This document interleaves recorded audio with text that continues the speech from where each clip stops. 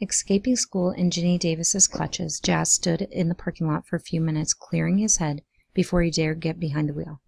As he headed home, he ran down a mental to-do list. He had to find a way to prove to G. William that Fiona Goodling, and how strange it felt not to think of her as Jane Doe any longer, was the victim of a serial killer.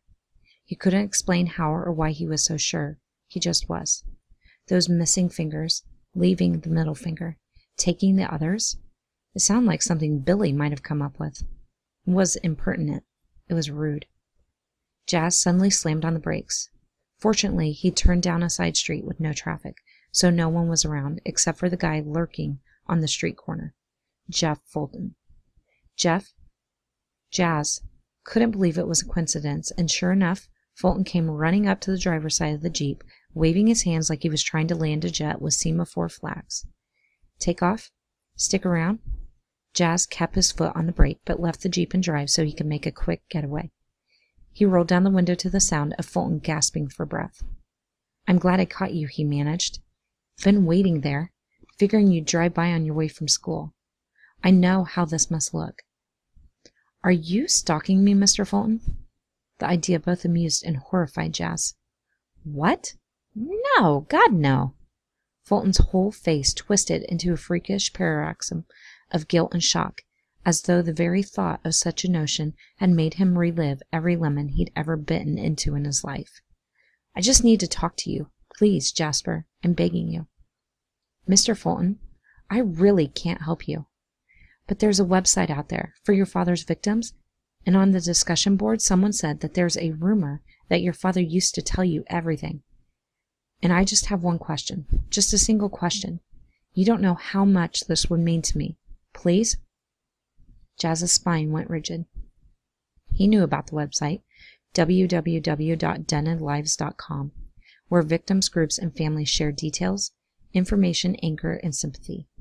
As part of the deal that had spared him from the death penalty, Billy Dent had agreed to release information about his victims at rigorously specified times, though he hadn't said which victims he would talk about of those times. As a result, every 6 months the website erupted with a flurry of posts and discussion as the newest details of Billy's depravities came to light. Worse yet, of course, was that Billy had told Jas a lot about his victims. Those stories became twisted bedtime yarns told to Jas each night. The sad story of the girl who tried to get away, the guy who stopped too soon, the woman with the knife who didn't use it. These tales and more, over 100 of them, jam-packed Jas's childhood brain like a sick volume of fairy tales. Only the pages had been shredded and then taped back together in some random, haphazard way, such that Jas could recall a welter of vile images, conjure a lifetime's worth of gore and sickness, but most of it without context. A psychiatrist who examined him during his brief stay with social services had diagnosed him with a peculiar variety of post-traumatic stress disorder. He could remember finding human teeth in his father's nightstand at the age of 7, for example, but he couldn't remember where those teeth had come from. All he remembered was finding the teeth and, with a child's innocence, playing with them like dice, not even realizing there was anything wrong with it, as though he could visit a friend's house and find the same thing in a random cupboard or drawer. Furthermore, Billy hadn't given him all the details of his kills, particularly when it came to the deeper sexual aspects of his murderous compulsions. Make no mistake, Billy Dent did not merely kill his victims. He tormented them, tortured them, raped them, and abused them. But he had his own notions of what Jas needed to know.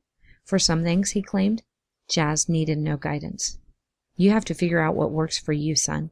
You have to find your own way." News magazines and cable TV channels deluged him regularly with offers to tell his story, to offer his side to the world. But Jas didn't have a side. He just had a seriously messed up childhood and a tossed salad of memories that wouldn't help anyone. "I can't do anything for you, Mr. Fulton. I really can't. Just one question, please. Do you need money? I can give you money, not much, but—" "Stop it, Mr. Fulton, please." He couldn't even look at the pathetic sight. He stared into the rearview mirror, hoping someone would pull up and honk him into action, but the side street remained empty.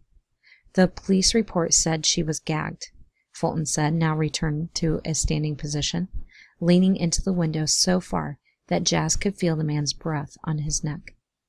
But the coroner thinks the gag had to have been removed before she died. So I'm just asking, please, did your father ever tell you her last words? I just want to know. Oh, God. Jazz shut his eyes tight. Was this man insane? Did he have any idea at all what the likely answer to that question was? That the odds favored her last words being something like, "Oh, God, please, no. Jesus, please, no, no, no." "I can't help you," he whispered. It was the truth. He had no idea what Harriet Klein's last words were, and he wasn't about to guess. Did he keep any kind of a journal or anything? Something you kept from the police, maybe? I promise, on my daughter's grave, I won't tell anyone. I just want to look, to see. Jazz took a deep breath and slowly blew it out. He turned to Fulton, whose eyes had become more sunken, whose face had become more creased. "Mr. Fulton, I can't help you. Please leave me alone. I'm going to hit the gas now, so please step back." With a whimper of defeat, Fulton stepped back. Just as Jazz rolled the window up, though, he said one last thing. One thing that cut into Jazz like an Arctic wind. "Didn't you ever lose anything?" Fulton spat, his voice full of anguish and spite. "Someone who mattered? Even a pet. Didn't you ever care?" Jazz slammed down on the gas and took off down the road. The memory of Fulton's voice and enraged eyes spun and whirled in the confines of the Jeep as Jazz drove. "Didn't you ever care? Didn't you ever care?" "I care," Jazz thought fiercely. "I care."